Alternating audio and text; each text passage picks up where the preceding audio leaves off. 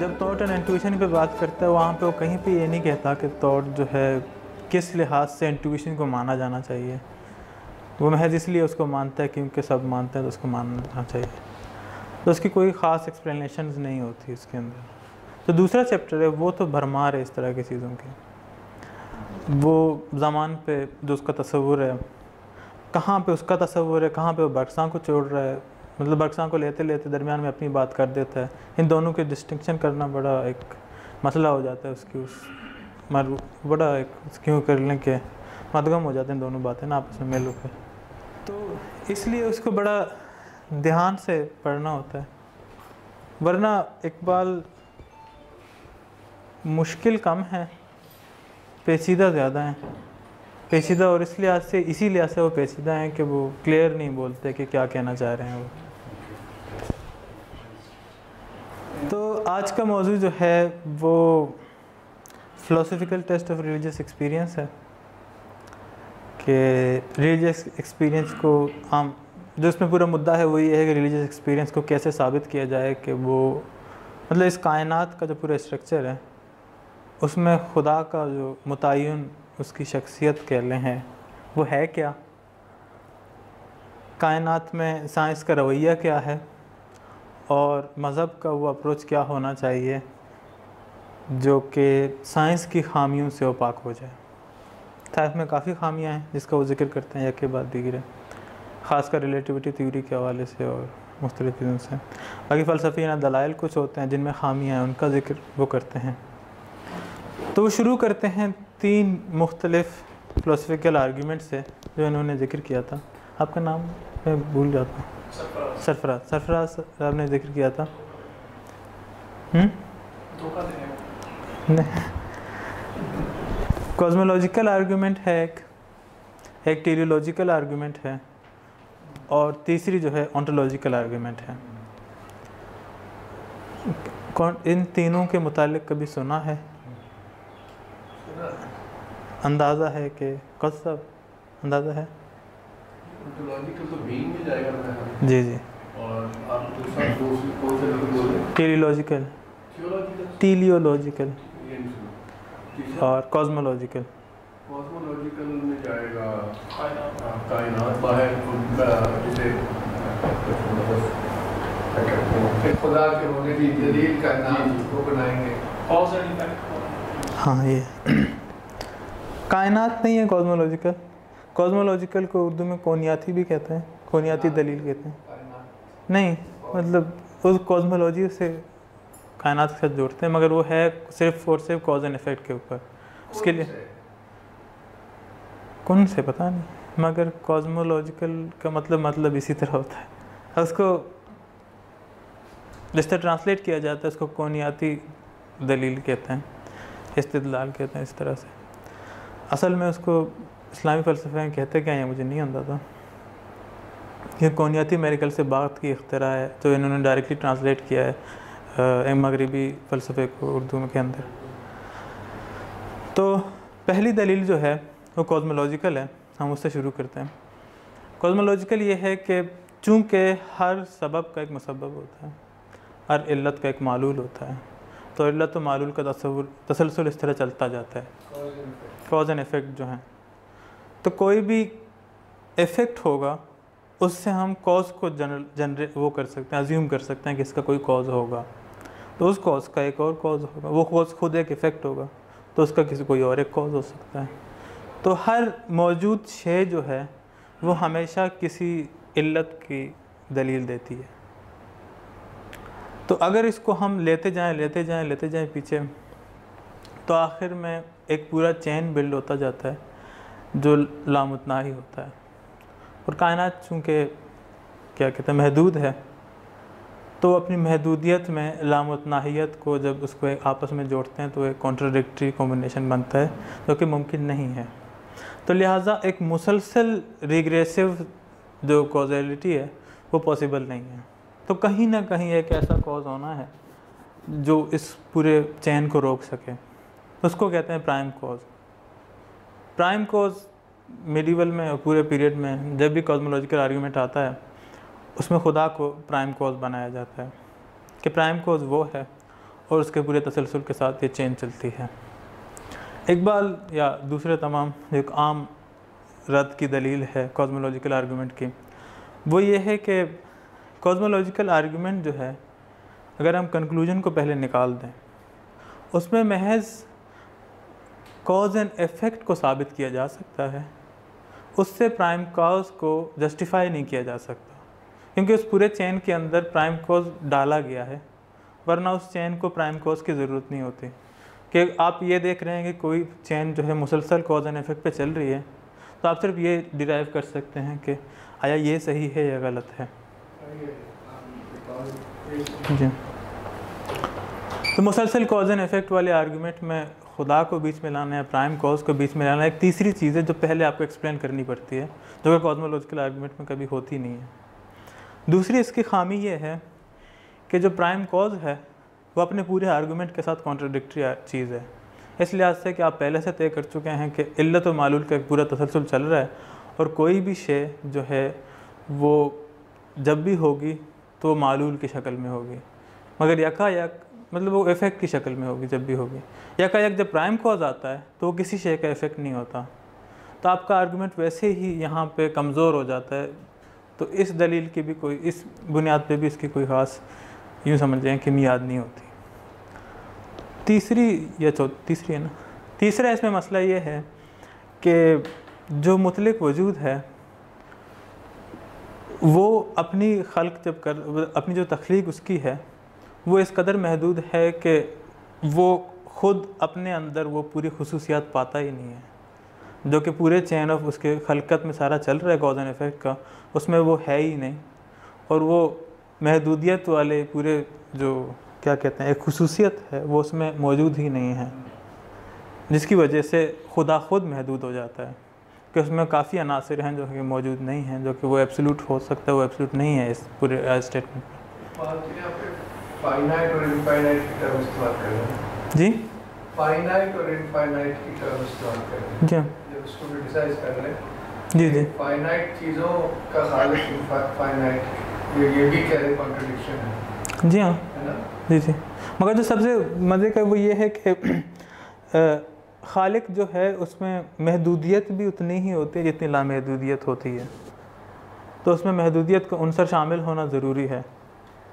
आप उसमें से कोई भी उनसर निकाल लें, एब्सोल्यूट के आइडिया में बैठता नहीं है वो पूरा आइडिया। तो यहाँ से पूरी दलील शुरू होती है, एंड पे जाके वो महदूदियत भी उसमें आ जाता है। वो खैर उसकी इकबाल की बुरी है। दूसरी जो है जो दलील है वो है टेलीलॉजिकल। टेलीलॉजिकल आर्गूमेंट में ये होता है कि आप जो प्राइम कॉज है उसके कैरेक्टर को ढूंढना शुरू करते हैं कि वो फितरतन किस तरह का है। उसकी बुनियाद पे आप ये साबित करते हैं कि कायनात जो है वो एक ख़ास किस्म के मकसद के तहत बनाई गई थी, उसका एक बनाने वाला है और उस बनाने वाले का एक पूरा पर्पसफुल स्ट्रक्चर है। एक मशहूर खुदा के ऊपर दलील है जो कि मिडिवल वेस्ट में बड़ा एक मतलब ये मेरे ख्याल से एंसेल्म का आर्गूमेंट है या कि ऑगस्टाइन का, यानी एक्विनास का है। अगर आप घड़ी को देखते हैं तो आपको घड़ी से घड़ी बनाने वाले का तस्वुर मिलता है। तो कोई भी चीज़ होगा उसके साथ जो बनाने वाले का तस्वुर है वो ये साबित करता है कि कायनात में तमाम चीज़ों का कोई बनाने वाला होगा। तो मुकम्मल जो फितरत है उसका भी एक बनाने वाला होगा, तो वो बनाने वाला जो है वो खुदाए वाहिद। इस दलील की जो बुनियादी कमज़ोरी है वो ये है कि वो साने की तो निशानदेही करता है कि वो मतलब क्या कहते हैं कोई शख्स है जो कुछ पुर्ज़ों को उठा रहा है जिनमें ख़ुद खल्क होने की क़ुव्वत नहीं होती, वो तीसरे की वजह से खल्क हो रही होती हैं। मुख्तलिफ़ कॉम्बिनेशन ऑफ चीज़ों की में से लेकर तख्लीक का जो अमल पूरा चल रहा है, इसमें एक आम साने का तस्वुर है कि कोई एक जैसे आर्टिस्ट होगा संग तराश है। ये जो है स्टैचू ऑफ डेविड वाली आर्गूमेंट है कि माइकल एंजेलो के पास एक पत्थर है और वो पत्थर को तराश के स्टैचू ऑफ डेविड बनाता है। साने का मसला ये है जब वो इंसान होता है तो वो एक बेजान चीज़ को जो उसके जो ऑब्जेक्ट है उसकी क़ुव्वत उस इंसान में है नहीं, वो मुख्तलिफ़ चीज़ों को अपनी तरफ से एक मानी दे के तराश के बनाता है, और वो तमाम औज़ार ख़ारिजी हैं। पत्थर ख़ारिजी है, जो उससे ठोक रहा है वो ख़ारिजी है, हर चीज़ वहाँ पे ख़ारिजी है जो कि उसकी क़ुव्वत से बाहर हैं, और सारी चीज़ें। अब ये अगर मान भी लो कि जिन चीज़ों की बुनियाद पे फ़ितरत तख्लीक़ की गई थी वो भी खुदा ने ही खल्क़ किए थे, तो वो इस कदर महदूद खल्क़ किए थे कि उनमें ख़ुद आगे बढ़ने की कोई क़ुव्वत नहीं थी। बार बार खुदा को उनमें अमल दखल करना पड़ता है और सारा प्रोसेस में चलते हैं।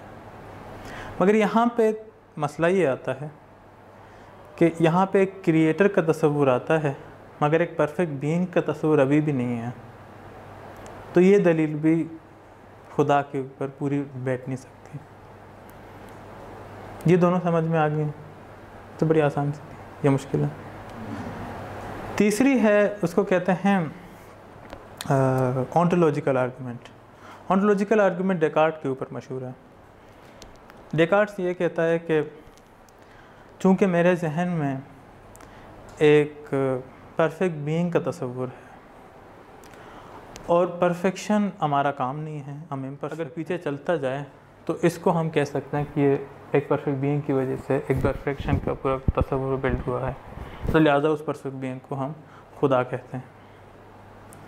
यहाँ पे जो पूरी तनकीद है ये कांट की तनकीद है असल में, जो इकबाल फॉलो अप करता है इसका। वो ये है कि डेकार्ट पहले से अज्यूम करता है कि कोई परफेक्ट बीइंग है इस दलील के अंदर। जब आप पहले से अज्यूम कर रहे हो तो पूरी आर्गूमेंट आपकी रिडंडेंट होती है, इसका कोई तुक नहीं बनता कि आप क्या कह रहे हैं यहाँ पे। दूसरी चीज़ इसमें यह है कि अगर आपके कॉन्सेप्शन से परफेक्ट बीइंग का वजूद साबित हो सकता है तो कंसीव हम बहुत कुछ कर सकते हैं जो कि एक्चुअली होती नहीं है। जैसे हम कंसीव कर सकते हैं कि यहाँ पे कोई ऐसा इलाका हो जो यहाँ पे नहीं है, कंसीव किया जा सकता है, मगर वो होगी कभी नहीं। से इस पे कांट का है कि अगर मैं ये सोचूं कि मेरे जेब में, अगर मैं $10 सोचूं तो मेरे जेब में नहीं आएंगे, वो $10 मौजूद होंगे कहीं पे, उनका एक तस्वुर है, वो एग्जिस्ट करता है। ये 3 दलाइल हैं जो कि फ़लसफ़ियाना है। दूसरी जो इस चैप्टर में बहस आती है वो ज़मान के हवाले से है। तसव्वुर ज़मान जो है वो फ़िज़िक्स में जो होती है उसके हवाले।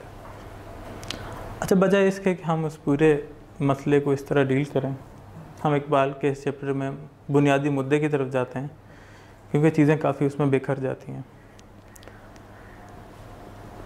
अब आइडिया ये है पूरा का पूरा कि खुदा का एक ऐसा तसव्वुर हो जिसमें एक तो ये है कि ज़मान भी हो, ज़मानी भी हो वो तसव्वुर, और दूसरा ये है कि जितनी इन दलाइल में कमज़ोरियाँ हैं वो तमाम खामियाँ साफ़ हो के एक वाज़ेह दलील पेश हो सके खुदा के लिए। तो इकबाल के यहाँ जो शऊर है, शऊर यूँ समझ लें कि जो ड्यूरेशन है टाइम पीरियड की, उस दौरान जो तासुस है सारा, वो मोमेंटरीली जो चल रहा है हमारा, वही कॉन्शियसनेस है।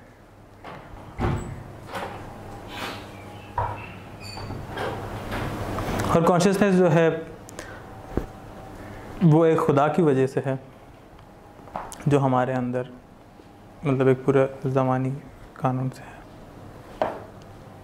कि हाँ, अफराद जो है ज़ाती तौर पे 2 किस्म के होते हैं, एक फ़ाली होते हैं, एक इत्तिसाली होते हैं, या यूँ समझ लो हमारे अंदर 2 जहतें होती हैं, एक बातिनी होता है, एक ज़ाहिरी होता है। बातिनी ये है कि हमारा ताल्लुक़ जो मुतलक कायनात से है उसके साथ किस तरह का है, और ज़ाहिरी ये है कि मौजूदा आलम में हमारे तमाम तजुर्बे जो हैं वो किस तरह के हैं। जो बातिनियत है उसमें जो ज़मान का तसव्वुर है वो एज ए ड्यूरेशन का तसव्वुर है। ड्यूरेशन में डिवीज़न नहीं होती ज़मान की, ड्यूरेशन में हम सेगमेंट्स में वक्त को डिवाइड नहीं कर सकते, हम माजी हाल मुस्तकबिल पे नहीं लेके जाते, क्योंकि वो एक मुतलक तसव्वुर के साथ जुड़ा होता है और उसमें कायनात कुल्ली तौर पे नज़र आता है। उस कायनात की कोई तकसीम नहीं होती, वो एक पूरा एक कुल हकीकत एक होता है, और उस हकीकत की एक परसेप्शन होता है। दूसरा अफ़ाली होता है जिसमें हम अमल करते हैं, अमल पेरा होते हैं। वो जो है एक फ़िज़िकल समझ लें ज़मान के तहत चलता है, जिसमें चीज़ें बदलती हैं, टूटती हैं, बिखरती हैं, फिर जुड़ती हैं, बनती हैं। वो किसी हद तक आइंस्टाइन के तसव्वुर ज़मान के साथ मुताबिकत रखता है, मगर उसमें और आइंस्टाइन में काफ़ी उस तसव्वुर में फ़र्क है कि आइंस्टाइन का ज़मान जो है वो मकान के साथ जुड़ा नहीं होता, बल्कि उसका ज़मान मकान एक होता है। जो अफ़ाली ज़मान होता है या अफ़ाल में जो पूरा, जिसको इत्साम भी कहते हैं, जो पूरी ड्यूरेशन है वो इस तरह का है कि उसमें एक लाइन में सारी टाइम पीरियड चल रहा है, उसमें इवेंट मकाम के साथ साथ जुड़ता है। जब टाइम भी हो रहा है और स्पेस में वो एग्जिस्ट कर रहा है और इसी तरह चलता जाता है, और चीज़ें कम बेश मैकेनिकी अंदाज में चलते हैं। अगर हम जनरली बात करें तो एक्चुअली मैकेनिकल नहीं होता है, मगर खैर, तो वो उस तरह का ज़मान मकान नहीं है जिसमें मकान के अंदर ज़मान हो, ये दोनों एक शे हों। इसमें ज़मान मकान की एक डिस्टिंक्शन है, वाज़ेह तौर पर नज़र आती है हमें। अब जो वो पूरा निज़ाम है कायनात का, वो पूरे मजमूए के अंदर कभी ऑर्गेनाइज होता नहीं है, दिखाई नहीं देता हमें अफ़ाली तौर पे, मगर उसके लिए एक ऐसे खुदा का तस्वुर ज़रूरी है जिसकी वजह से तरतीब मौजूद हो।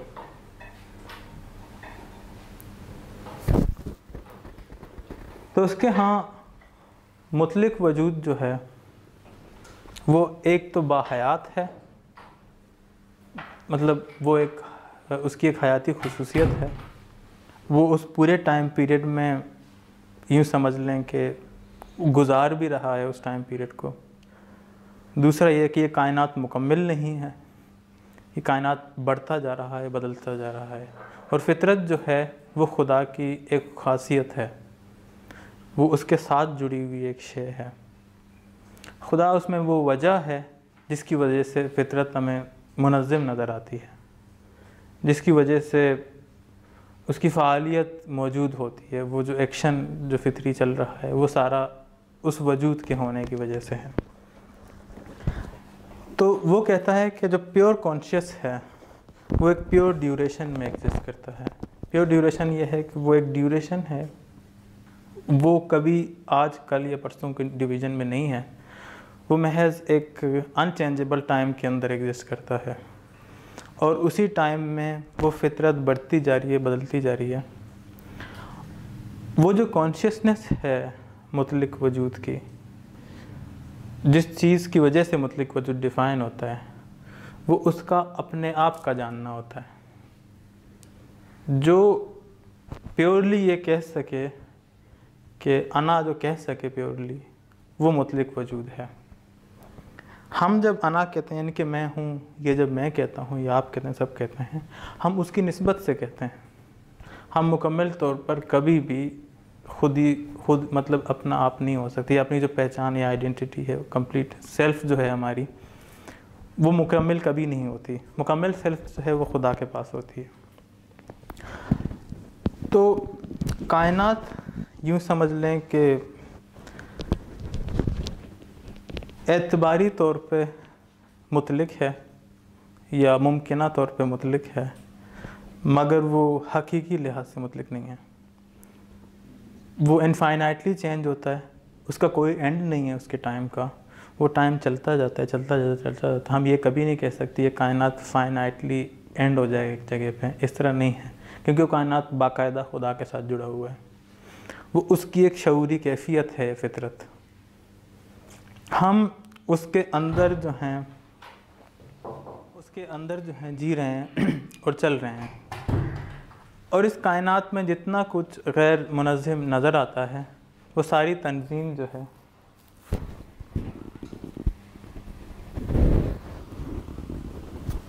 वो सारी तंजीम वजूद मुतलक की वजह से होती है, जिसको अल्टीमेट रियलिटी वो कहता है, हकीकत मुतलका जो होता है। अब हकीकत मुतलका का मतलब एक चीज़ ये है कि वो ज़मानी एतबार उसमें है। दूसरी चीज़ ये है कि फितरत चूँकि ख़ुद उसका एक ख़ासा है, तो उसमें इनफाइनाइट के साथ साथ फिनिट्यूड भी मौजूद है, जिसका हम हिस्सा हैं सारा, और ये सारा हमारी वो है। इसके साथ साथ जो हमें ये महदूदियत नज़र आ रही है, ये महदूदियत हमारी अपनी इख्तिरा है और इसके साथ हम जी रहे हैं। तब्दीली या चेंज के हवाले से इकबाल का यहाँ तक समझ में आ रहा है कि मैं यूँ ही बोल रहा हूँ? क्या समझ में नहीं आया? खुदा आपस में जुड़े हुए हैं, कायनात जुड़ी है खुदा के साथ। अच्छा, सही। मैं ये अभी क्योंकि पूरा नहीं पढ़ा चैप्टर, मगर इसमें या कहीं और वो जब सीरियल टाइम की बात करते हैं तो उसको जब इटर्निटी से जोड़ते हैं तो इकबाल काफी से क्लियरली ये बात करते हैं। जी जी। मोदी कुछ जुमला पढ़ देते तो शायद क्लियर हो जाता कि वो अब मुझे याद तो नहीं है, मगर कि वो सीरियल टाइम और इटर्निटी में कहते थे कोई फर्क नहीं है। हाँ, सीरियल टाइम हमारे एक्सपीरियंस में वही सीरियल हो जाता है, और जो हायर या मिस्टिकल कॉन्शियसनेस में उसी का जो इटर्नल एक्सपीरियंस है वो हो जाता है। तो उनके हैं दोनों इस तरह से जुड़े हुए हैं। हाँ, मैं यही कह रहा हूँ। महदूद कॉन्शियसनेस ये इस दुनिया की चीज़ें एक्सपीरियंस करती है, उसी कॉन्शियसनेस का जो एक मिस्टिकल डायमेंशन है वो उसकी जो खुदाई हिस्सा है, उसको मुझे जो समझ आता है वो छोटे से पैराग्राफ्स। वो सीरियल टाइम का जो बहस है वो यही है कि जो शऊर है ना, उसकी दो कैफियतें हैं। एक जो इनर विजन से आता है, जिसको हम कह रहे थे कि एक अफ़ाली है, एक इत्तिसाली, जो मुत्तसिल हो। अच्छा, हाँ, एक में वो फ़ाइल इस दुनिया में नज़र आता है कि वो एक्टिव है, यहाँ पे इंसान जो है यहाँ पे एक्टिवली कॉन्शियसली एक मादी दुनिया में अमल दरामद कर रहा है, सारा अपने अमल में खोज में है। दूसरी ये है कि उसका शऊर मुतलिक वजूद के मुतालिक या हकीकी कायनात के हवाले से, जो हकीकी कायनात है उसमें जो टाइम है वो उसको टाइम वो नहीं कहता, उसको ड्यूरेशन कहता है कि वो एक ड्यूरेशन है, क्योंकि ड्यूरेशन डिवाइड नहीं होता, सीरियल टाइम सेगमेंट में डिवाइड हो जाता है। तो अगर हम कंफ्यूजन हो रही थी ना, क्योंकि ड्यूरेशन नॉर्मली यहाँ के टाइम को कहा जाता है, जबकि उनका मकसद ये बिल्कुल जी नहीं, वो जो नॉन टाइम है उसकी बात कर, जो कि इटर्निटी है, उसको एक्सप्लेन करने का उन्होंने ड्यूरेशन लफ्ज़ इस्तेमाल किया। इसकी एक वजह है, वो ये है कि जब ये सीरियल टाइम को इस्तेमाल करते हैं तो वो उस दौर में तो एक बड़ा मशहूर तस्वुर है जब आइंस्टाइन ने अपना लिखा था काम पूरा, उसमें ज़मान जो है वो एक फ़र्क किस्म का तस्वुर बन जाता है। वो यूँ समझ लें कि मादे का हिस्सा बनता है, वो एक सेकेंडरी चीज़ नहीं है ज़मान। टाइम एंड स्पेस में जो टाइम खुद है, किसी ज़माने में ये होता था, मतलब जो न्यूटोनियन सिस्टम है उसमें ये है कि स्पेस कांस्टेंट है, वो मौजूद है, वो बड़ी सी चीज़ है, हाँ, उस पर से टाइम यूँ गुजरते हैं, तो टाइम एक तीसरी चीज़ है जो गुजर रहा होता है। और स्पेस में जहाँ पे चीज़ें घेरी हुई हैं वो स्टैटिकली उसमें चीज़ें मौजूद होती हैं और वो चीज़ें मूव कर रही होती हैं, तो मोशन जो है वो टाइम की वजह से एग्जिस्ट करता है, तो सारा मूवमेंट है। आइंस्टाइन के हाँ ये चीज़ें इतनी दोनों अलग अलग नहीं हैं, ये चीज़ें आपस में जुड़ी हैं, तो वो मादे का हिस्सा ही हैं। वक्त जो है ख़ारिजी नहीं है आइंस्टाइन के यहाँ, वक्त उसका हिस्सा है। हम जब देख रहे होते हैं, जब वो ख़ारिजी हमें लगता है, तो वो एक समझ लें कि इल्यूजन समझ लें उसको, क्योंकि फ़िज़िकल ऑब्ज़र्वेशन में ज़मान कभी ख़ारिजी नहीं लगता। उसमें तमाम चीज़ों में जब आप ख़ारिजी मानते हैं उसको, तो वो समझ बात से बहुत से मसले जो हैं वो क्लियर नहीं होते कि क्यों इस तरह के मसले हैं, तो उसको लामहला एक मटेरियल ऑब्जेक्ट ही मानना पड़ता है। उसी को कहते हैं टाइम स्पेस कंटिन्यूम। जी हाँ, ये एक ही रियलिटी। जी जी जी। अब टाइम जो है, जी हाँ, अब टाइम जो है उसको एक तो आप डिवीज़न के बगैर नहीं समझ सकते।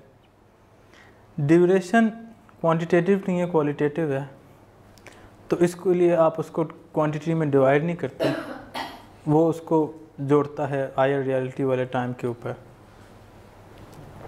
तो उसका वो तस्वुर है कि जो खुदा के हवाले से जब हम यानी कि रिलीजियस एक्सपीरियंस में जब वो टाइम का तस्वुर है वो ड्यूरेशनल है और वो सेगमेंट्स में डिवाइड नहीं हो सकता। जो हमारा इस जहान का तस्वुर है वक्त का, वो तब्दीली की वजह से वो डिवाइड होता है।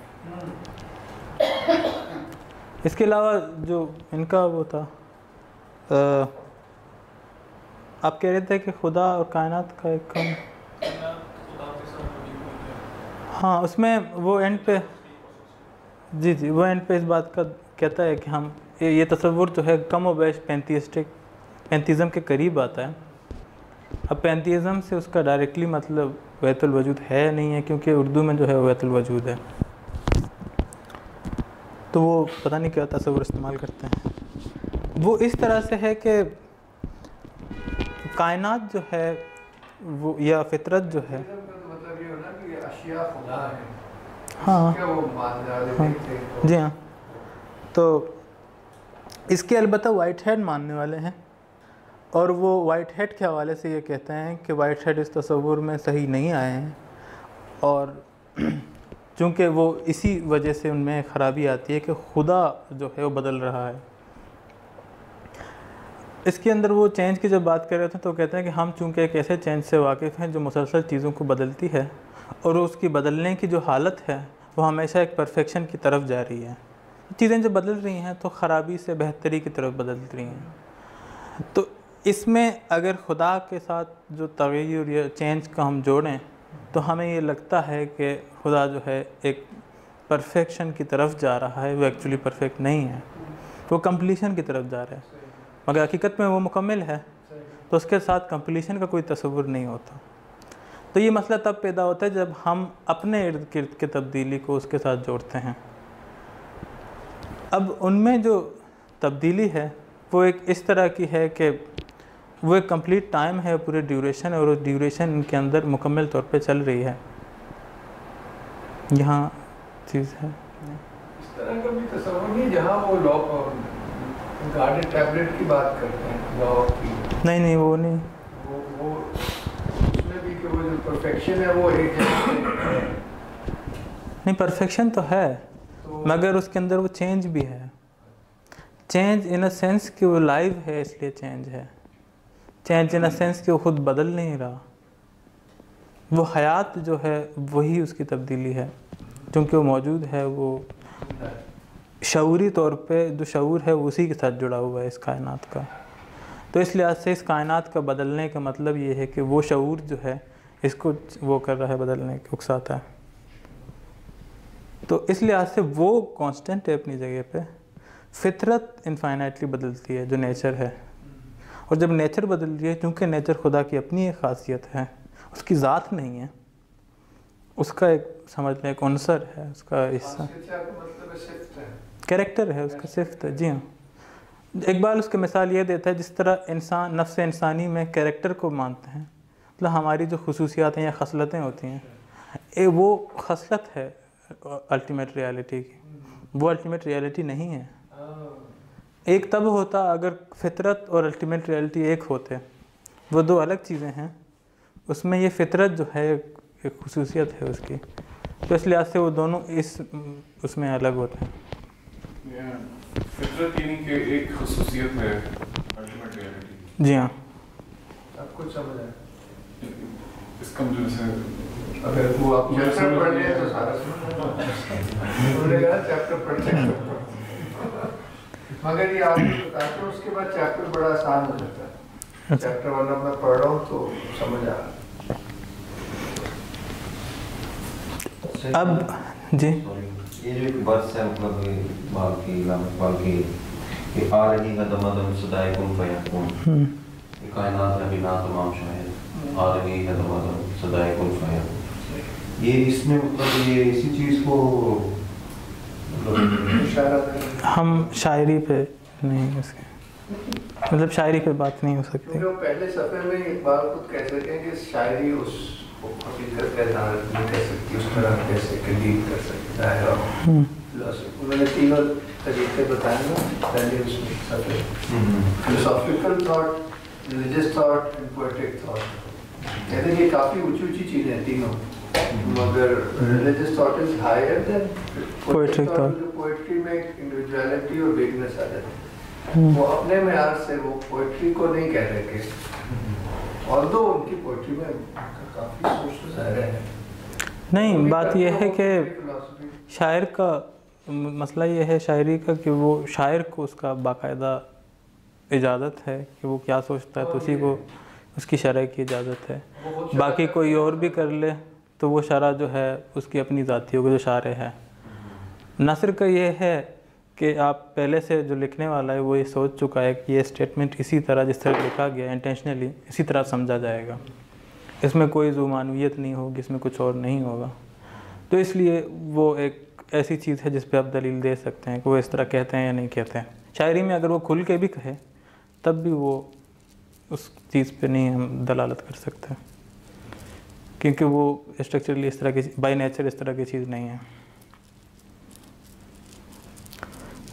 आखिरी चीज़ जो उसके अंदर चैप्टर में है वो ये है कि जिस तरह पिछले चैप्टर में ये ज़िक्र हुआ था कि फ़िक्र जो है वो अक़ली चूँकि है और फ़लसफ़ियाना है, और इंट्यूशन या वजदान जो है वो इल्हाम है, वो एक यूँ समझ लें कि रिलीजियस अप्रोच है सोचने का।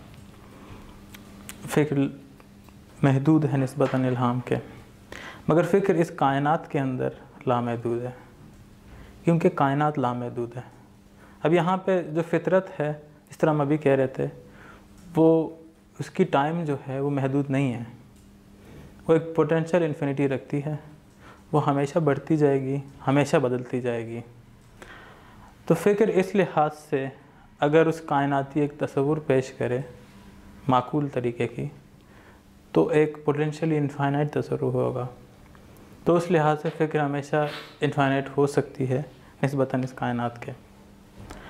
हम खुदा के तस्वुर को या वजूद मुतलक के तस्वुर को उस वक्त जानते हैं जब हम फ़िक्र की उस पोजीशन पे खड़े हों कि हम कम्प्लीटली इसको समझ सकें कि ये हो क्या रहा है और सारा कुछ, जहाँ से हमें एक तक़वियत मिलती है इल्हाम को समझने की।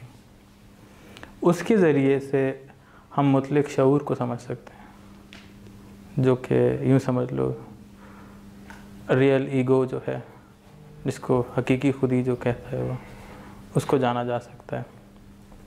तो खुदा को जानने का तरीका ये है कि हमें यहाँ से गुज़रना होगा, जिसमें ये चीज़ है, इस दुनिया से गुजरना, मतलब इस कायनात को समझना है, क्योंकि ये कायनात उससे अलग नहीं है।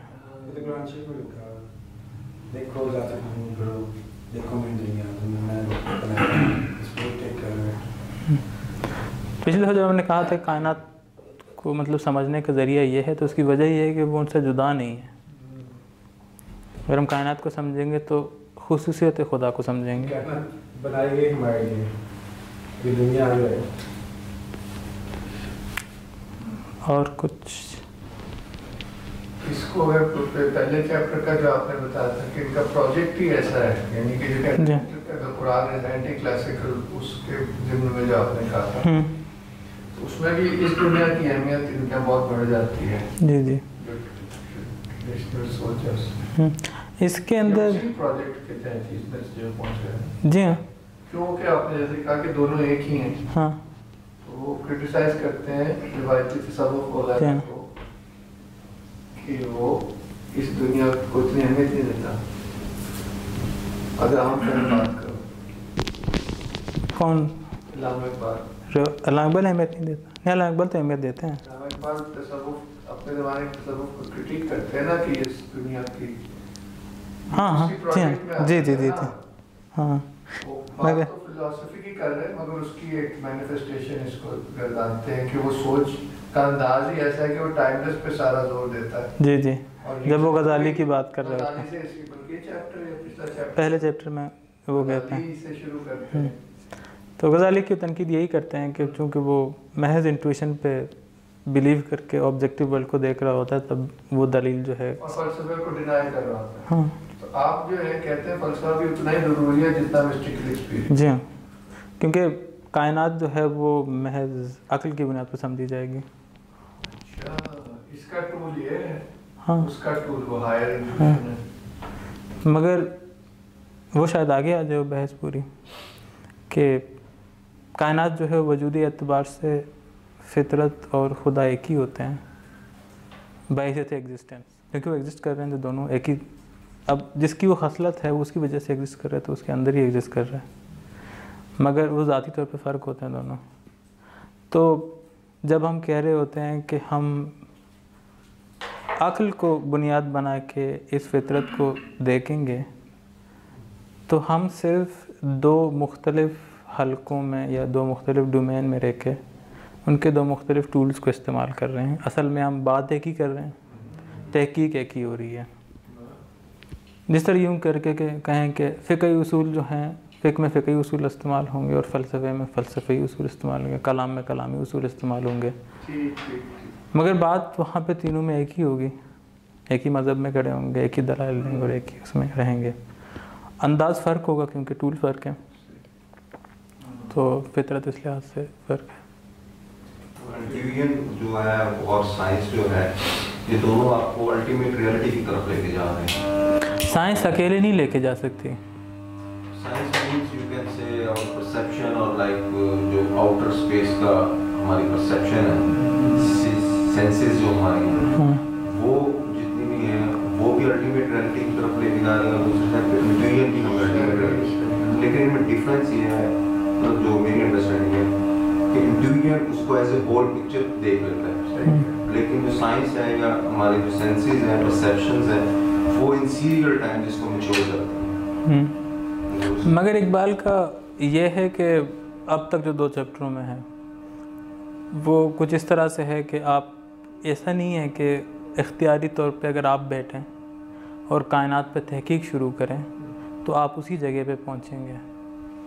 मतलब आप मादी कायनात के ज़रिए महज मादे में ही महव के रह सकते हैं। तरीक़ा इकबाल वाला है, मतलब आप उस तरीके को फॉलो करें और इस कायनात को देखें, तब आप अल्टीमेट रियलिटी की तरफ जाएंगे। क्योंकि वहाँ पे उसूली तौर पर डिज़ाइन जो है वो बनाता है इकबाल कि डिज़ाइन ये है, अगर आप इस डिज़ाइन को मद्देनज़र रखेंगे तब आप खुदा तक पहुँचेंगे, वरना तो काफ़ी मसाइल हैं।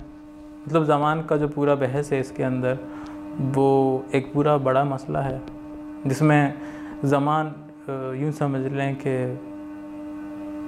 होता है मगर वो हकीकी तौर पर ज़मान मौजूद नहीं है। मतलब अगर आइंस्टाइन के पॉइंट ऑफ व्यू से देखें तो ज़मान नहीं है एक्चुअली, वो एक मादी खुसूसियत है जो कि हमारी कॉन्सेप्शन ऑफ टाइम से फ़र्क है।